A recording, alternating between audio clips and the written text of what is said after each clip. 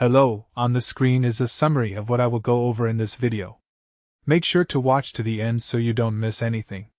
Step 1. First, you'll need to have both an active OCTAFX account and a TradingView account. If you don't have these yet, create them now because they're completely free.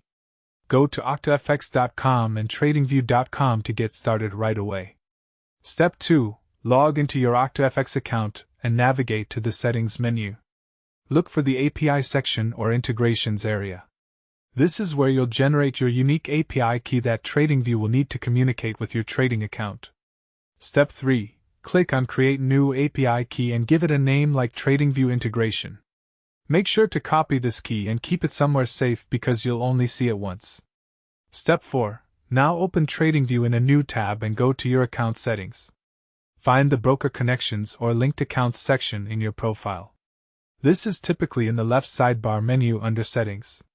Step 5. Select OCTAFX from the list of available brokers, then paste your API key into the connection field. Verify all the details are correct and click Connect. Once you see a success message, your accounts are linked and you can start trading directly from the TradingView charts.